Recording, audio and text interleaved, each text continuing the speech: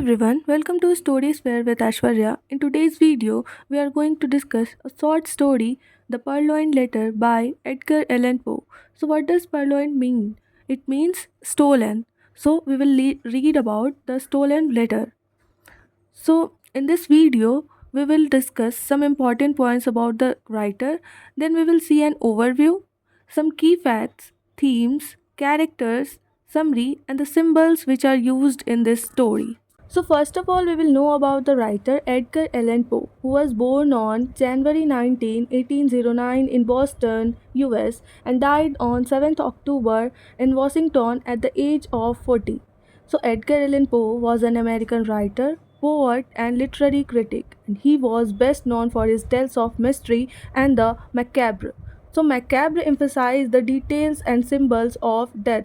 So इनकी जो stories रहती थी, शॉर्ट स्टोरीज़, उसमें जो है डेथ और ड्रेडफुल सीन्स ज़्यादा होते थे. Edgar Allan Poe is considered as a pioneer of detective fiction and also an influential figure in the Gothic genre. Now, what is Gothic genre? So literature में Gothic genre एक ऐसा style होता है जिसमें कहानियाँ यूजुअली डार्क और mysterious होती हैं, और इसमें जो सेटिंग्स होती हैं वो पुराने और बड़े डरावने कैसल्स या फिर मेंशंस के होते हैं, जहाँ पे कुछ अजीब या सुपर नेचुरल चीज़ें होती हैं, लाइक घोस्ट, स्पिरिट्स या फिर कोई कर्ज. पूरी कहानी में सस्पेंस, फियर और मिस्ट्री का माहौल होता है जो रीडर को कंटिन्यूसली टेंस और क्यूरियस रखता है. और जो गॉथिक जॉनरा होता है उसमें इमोशंस और एटमॉस्फेयर पे ज़्यादा फोकस किया जाता है, स्पेशली फियर्स और अनईजीनेस क्रिएट करने के लिए. फॉर एग्ज़ाम्पल, आप सबने हैरी पॉटर मूवी सीरीज़ तो देखी होगी. उसमें जो हॉगवर्ट्स होता है वो एक बहुत बड़ा पैलेस होता है जहाँ पे बहुत सारे चैम्बर्स होते हैं और वहाँ पे बहुत सारे डार्क सीक्रेट्स होते हैं. सो उसी तरीके से some of his famous works are the murders in the Rue Morgue, the Raven, the telltale heart, etc. Also, he was known as the father of detective fiction. Now we will see a quick overview of the story. So, The Purloined Letter is the third and final story in Poe's C. Auguste Dupin detective series, जो कि The Murders in the Rue Morgue and The Mystery of Mary Roget के बाद आई थी, and it is one of the earliest detective stories, and it showcases Poe's emphasis on ratiocination. And what is ratiocination? It means the logical reasoning. So the story revolves around a stolen letter, that compromising information, and how the detective C. Auguste Dupin retrieves it using his sharp intellect. Here are some key facts. So, The Purloined Letter first published हुई थी दिसंबर 1844 में the annual gift book publication में, जिसका title था the gift और Christmas and New Year's present, and the story was later included in the collection tales by Edgar Allan Poe in 1845. सो 1845 में पो ने अपनी शॉर्ट स्टोरी का एक कलेक्शन पब्लिश करवाया, एंड उसमें ये short story the purloined letter include की गई थी. The genre of the story is detective fiction, mystery, and short story, and the setting of the story is Paris, France. The themes are cunningness, lies and deceit, version of reality, rules and order, power, poetry versus mathematics. So poetry shows creativity and mathematics shows logic. Ratiocination, as in Dupin's method of solving the mystery, is based on logic, psychology, and observation rather than brute force. The power of intelligence over force. So we will see in the story that the police failed to find the letter using traditional investigating methods, but Dupin succeeded through clever reasoning. Now we will discuss the characters of the play, and the first character is C. Auguste Dupin, who is the main protagonist and a brilliant famous Parisian detective who solves cases through logical deduction. The second character is an unnamed narrator who is Dupin's friend, and he accompanies him during his visit with Monsieur G. And he is similar to Dr. Watson in Sherlock Holmes stories. So if you have seen the Sherlock Holmes stories series, आपने देखा होगा कि जो एक Watson का character होता है जो कि एक रिटायर्ड आर्मी ऑफिसर होता है, और वो बाद में शेरलॉक होम्स का रूममेट हो जाता है और उसका कंपेनियन बन जाता है, और जब भी कोई क्राइम होता है तो वहाँ पे जो वॉटसन होता है वो हमेशा उसके साथ रहता है, और जो शेरलॉक होम्स होते हैं वो हर चीज़ जो है वॉटसन से डिस्कस करते हैं, अपनी सारी जो एक्टिविटीज़ होते हैं वो उससे डिस्कस करते हैं. So the third character is prefect of the Parisian police who is monsieur G. So French में हम मिस्टर या सर को मजीर बोलते हैं. So he ask for Dupin's help in finding the purloined letter. He is diligent and thorough, but has uncreative approach to crime solving. The fourth character is Minister D, who is a cunning politician who steals the royal queen's letter and cleverly hides it. He is both a poet and a mathematician. And the last character is Royal Queen, the owner of the stolen letter. Now we will discuss summary of the story. तो कहानी की शुरुआत ऐसे होती है कि एक पतझड़ की शाम जो अनेम नरेटर है जिन्होंने the murders in the room और को भी नरेट करा है, वो ड्यूपिन के साथ ड्यूपिन के बुक क्लोजेट और we can see in is little back library, उसमें दोनों बैठे होते हैं और स्मोक कर रहे होते हैं। एंड ये लोग ऑलमोस्ट 1 आवर तक यूं ही साइलेंटली बैठे होते हैं। एंड तभी डोर पे कोई नॉक करता है और पता चलता है that the prefect of the Parisian police monsieur G has come and they both gave them a hearty welcome. And उसके बाद जो ड्यूपिन होते हैं, he is about to light up a candle, but when the prefect announces that he comes on official business and needs help with a case, Dupin extinguishes the light. तो ऐसा Dupin क्यों करते हैं? Because he thinks that good thinking is better done in the dark. So Dupin जो है वो ऐसा सोचते हैं कि जो बेटर थिंकिंग होती है वो अंधेरे में ही की जा सकती है और जो दिमाग होता है वो अंधेरे में बेटर वर्क कर सकता है। इसलिए जो ड्यूपिन होते हैं वो लाइट को बुझा देते हैं और जो फर्दर कॉन्वर्सेशन होती है और डिस्कशन होती है केस को लेकर वो अंधेरे में ही होती है। Later the prefect explains that जो केस वो ड्यूपिन के पास लेके आया है वो बहुत ही सिंपल है, लेकिन उसी सिंप्लिसिटी की वजह से वो थोड़ा ऑड भी है, and which is why it might interest Dupin. And in fact police भी इस बात से कन्फ्यूज्ड है कि केस इतना सिंपल होते हुए भी सॉल्व क्यों नहीं हो रहा, एंड यही इस केस की सबसे बड़ी मिस्ट्री है। Now what's the case? So the case is a letter has been purloined from the royal apartment and the police know who has taken it, the minister D, an important government official. So according to the prefect, ये letter जो है एक young lady के पास था और उसमें ऐसी informations थी जो एक पावरफुल इंसान को नुकसान पहुंचा सकती थी। एंड जब वो रॉयल लेडी जो थी वो ये लेटर फर्स्ट टाइम पढ़ रही थी, तभी जिस आदमी से ये लेटर रिलेटेड था वो रॉयल अपार्टमेंट में आ जाता है। Now not wanting to raise his suspicion, she put it down on a table next to her. The sinister minister D then walked in and noted the letter's content. Quickly grasping the seriousness of the situation, he produced a letter of his own that resembled the important letter. तभी royal lady जो होती हैं वो चुपचाप से उस letter को अपने साइड टेबल पे रख देती हैं ताकि मिनिस्टर डी को शक ना हो। बट मिनिस्टर डी जो होते हैं वो काफ़ी कनिंग होते हैं।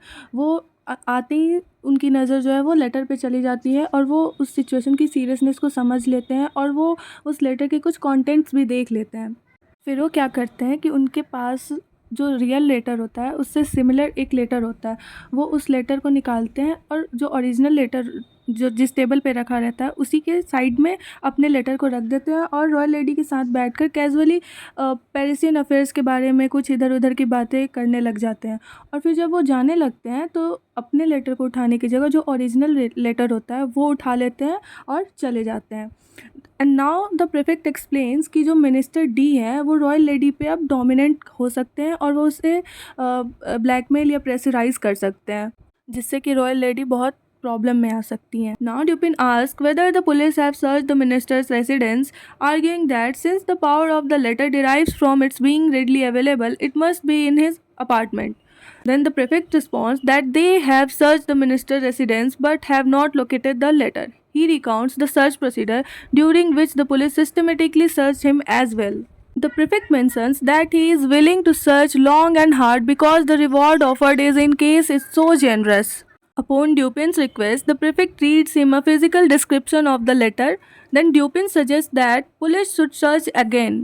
अब हम देखते हैं कि ड्यूपिन और प्रीफेक्ट जो है केस को लेकर डिस्कशन कर रहे होते हैं, जिसमें ड्यूपिन जो है वो पूछते हैं कि क्या पुलिस ने मिनिस्टर डी के घर की तलाशी ली है, और फिर वो आर्ग्यू करते हैं कि जो लेटर है उसकी ताकत इसी बात में है कि वो आसानी से मिल सकता है, तो वो श्योरली जो है वो अपार्टमेंट में ही होगा। जिस पे प्रीफेक्ट जो है वो जवाब देते हैं कि उन्होंने मिनिस्टर डी के घर की तलाशी ले लिया है लेकिन वो लेटर वहाँ नहीं मिला। और फिर प्रीफेक्ट जो है वो तलाशी करने का तरीका बताते हैं कि जिसमें पुलिस ने सिस्टमेटिकली हर चीज़ सर्च किया था बट उन्हें कोई लेटर नहीं मिला। आगे प्रीफेक्ट मेंशन करते हैं कि वो बहुत ही मेहनत से तलाशी लेने को तैयार है क्योंकि इस केस का रिवॉर्ड जो है वो काफ़ी जेनरस है। फिर ड्यूपिन के कहने पर प्रीफेक्ट उस लेटर का फिजिकल डिस्क्रिप्शन पढ़ के उनको सुनाते हैं और फिर ड्यूपिन जो है वो उनको प्रीफेक्ट को जो है सजेस्ट करते हैं कि पुलिस को दोबारा से तलाशी लेनी चाहिए। Now the time passes and 1 month later Dupin and the narrator are again sitting together when the prefect visits.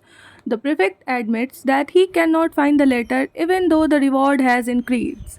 So, एक महीने बाद क्या होता है, ड्यूपिन और नरेटर फिर से साथ बैठकर बातें कर रहे होते हैं जब प्रीफेक्ट उनके पास आता है। और प्रीफेक्ट जो है वो ये मान लेता है कि वो लेटर वो नहीं ढूंढ पाया, और भले ही उसका रिवॉर्ड इतना बढ़ा दिया गया, इतना ज़्यादा हो गया, तब भी वो उस लेटर को नहीं ढूंढ पाया। सो प्रीफेक्ट ने सारे तरीके आजमा लिए, उन्होंने मिनिस्टर डी के घर की बार बार तलाशी ले ली, सब कुछ करके देख लिया, बट उन्हें लेटर जो है वो नहीं मिला। So he says that he will pay 50,000 francs to anyone who obtains the letter, जिस पे कि Dupin tells him to write a cheque for that amount on the spot. And upon receipt of the check, Dupin's hand over the letter. The prefect rushes off to return the letter to its rightful owner, and Dupin explains how he obtained the letter. तो क्योंकि prefect give up कर चुके थे, तो वो कहते हैं कि जो भी उन्हें लेटर ला के देगा उसे 50,000 francs वो देंगे। अब ड्यूपिन, जो कि बहुत ही स्मार्ट है, उन्होंने बोला कि पहले वो चेक लिखकर उसे दें, तभी वो लेटर देगा। तो जब प्रीफेक्ट जो है उन्होंने चेक काट कर देते हैं वो उनको, तो ड्यूपिन जो होते हैं वो प्रीफेक्ट को लेटर दे देते हैं। अब जो प्रीफेक्ट है वो सबसे पहले क्या करते हैं, वो भाग कर जाते हैं और जो उसकी जो लेटर की राइटफुल ऑनर होती है, जो कि रॉयल लेडी होती है, उनको वो जाकर वो लेटर दे देते हैं। और उसके बाद फिर जो है ड्यूपिन बताते हैं कि वो लेटर उन्होंने कैसे हासिल किया। सो ड्यूपिन इस बात से एडमिट करते हैं कि पुलिस जो होते हैं वो अपने एंड पे अपने स्किल और प्रिंसिपल्स के अकॉर्डिंग अच्छे इन्वेस्टिगेटर्स होते हैं। फिर ड्यूपिन जो है वो अपनी बात को समझाने के लिए एक एग्जांपल देते हैं, एक यंग बॉय का, जो कि इवन और ऑड की गेम खेलता है। और इस गेम में जो हर प्लेयर होते हैं उसको ये गेस करना होता है कि दूसरे प्लेयर के पास जो चीज़ें हैं वो इवन है या ऑड। और अगर गेस सही होता है तो उस प्लेयर को एक टॉय मिलता है, और अगर गेस गलत होता है तो फिर उसकी खुद की अपनी टॉय को लूज़ करना पड़ता है। सो फिर ड्यूपिन ये कहते हैं कि जो भी यंग बॉय ये गेम अच्छा खेलता है वो इसलिए खेलता है क्योंकि वो अपने अपोनेंट के बारे में अच्छे से जानता है, वो अपने अपोनेंट की सोच और बिहेवियर को समझकर अपनी गेस बनाता है, और इसी तरीके से जो यंग बॉय होता है वो अपने अपोनेंट के बारे में नॉलेज को यूज़ करके अपनी चांसेस को इम्प्रूव करता है। सो इस एग्जाम्पल से ड्यूपिन ये कहना चाहते हैं कि पुलिस भी अपने तरीक़ों से काफ़ी अच्छी है, लेकिन जो उनका अप्रोच है वो बहुत लिमिटेड होता है, और क्योंकि वो सिर्फ अपने प्रिंसिपल के हिसाब से चल रही होती है, इसलिए उनका जो अप्रोच होता है वो बहुत ही लिमिटेड होता है, वो उससे ऊपर जाकर सोच ही नहीं पाती। So the boy whom Dupin describes played the game well because he bases his cases on the knowledge of his opponent. When he faces difficulty, he imitates the facial expression of his opponent as though to understand what he thinks and feels. With this knowledge, he often guesses correctly. Dupin argues that the Paris police do not use this strategy and therefore could not find the letter.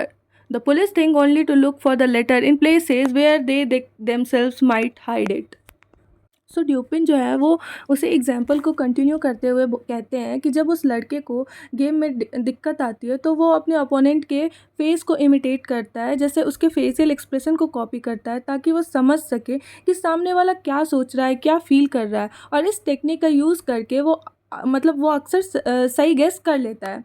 सो ड्यूपिन कहते हैं कि Paris police ये strategy use नहीं करती, वो सिर्फ उन्हीं जगहों में ढूंढती है जहाँ पे वो खुद लेटर को छुपा सकती है। मतलब सिर्फ वो अपनी सोच के काम लेती है, दूसरे के पॉइंट ऑफ व्यू से नहीं सोचती। इसी वजह से वो लोग लेटर नहीं ढूंढ पाए, क्योंकि उन्होंने कभी ये नहीं सोचा कि दूसरा आदमी उस लेटर को किस तरीके से और कहाँ छिपा सकता है। तो ड्यूपिन कहते हैं कि जो मिनिस्टर डी हैं वो इतने इंटेलिजेंट हैं कि जो लेटर है उसको किसी कोने में या फिर किसी छुपाने वाली जगह, किसी सीक्रेट प्लेस पे नहीं रखेंगे जहाँ पे पुलिस बार बार सर्च कर रही थी। ड्यूपिन नरेटर को एक पजल गेम का एग्जाम्पल देते हैं और बताते हैं कि जिसमें एक प्लेयर को एक नाम मैप पर ढूंढना होता है।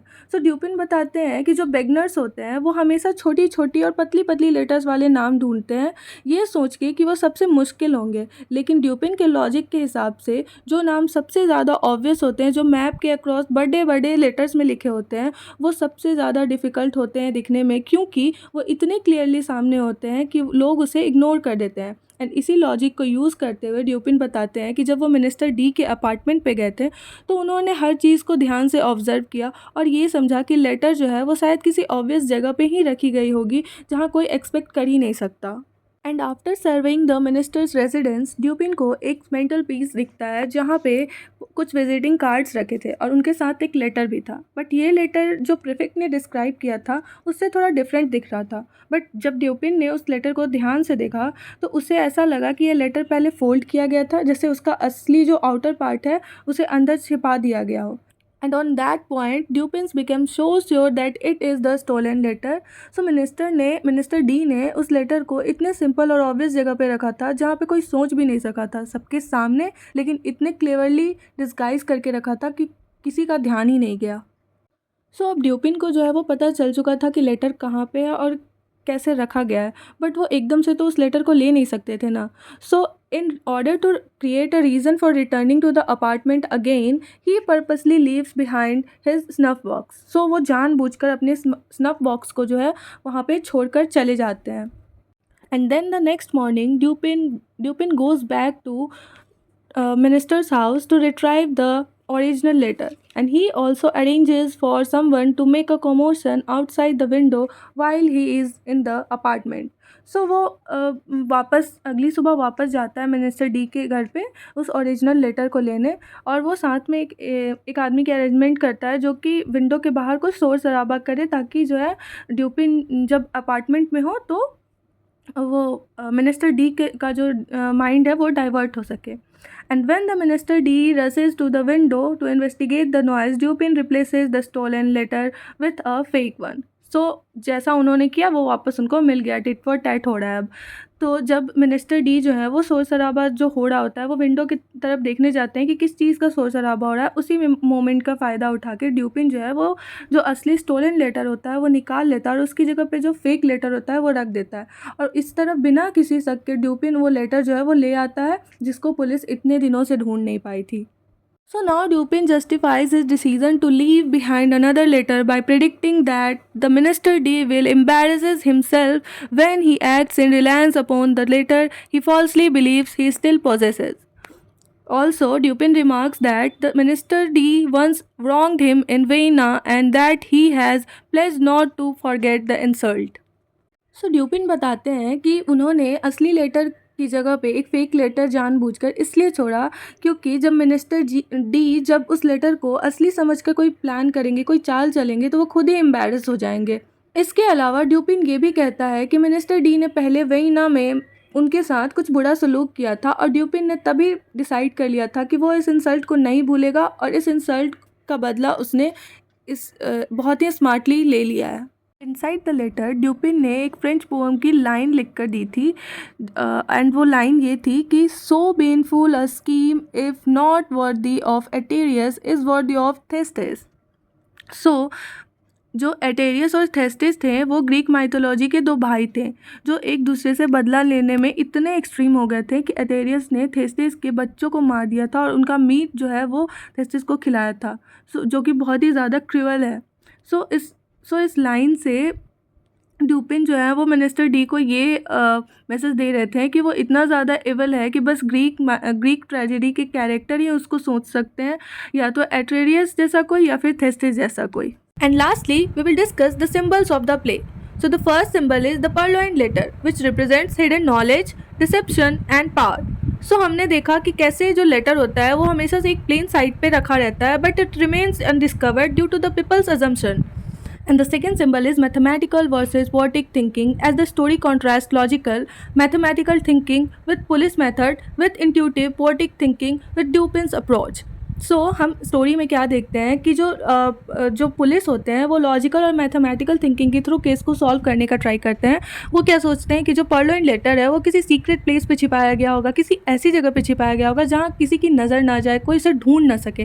बट एक्चुअल में क्या होता है, जो लेटर होता है वो ऐसे ही किसी बेसिक प्लेस पे पड़ा रहता है जहाँ पे हर रोज़ हर किसी की नज़र आ जा रही होती है, बट कोई उसे इंपॉर्टेंस नहीं देता है। सो ड्यूपिन्स जो होते हैं वो जो नॉर्मल पीपल की थिंकिंग होती है उसके बियॉन्ड जाकर सोचते हैं और वो केस को इस तरीके से सॉल्व करते हैं। And the third symbol is the game of strategy. So the story alludes to game like chess and whist, where anticipating an opponent's moves is the key to success. सो इस story में chess और waste जैसे game का जिक्र है जहाँ पे जीतने के लिए अपोनेंट के मूव्स को पहले सोचना पड़ता है। मतलब आपको ये समझना होता है कि सामने वाला क्या चाल चलेगा और उसके हिसाब से अपनी स्ट्रेटजी तैयार करनी होती है। So that's all for today's video. We will meet in the next video. Till then take care.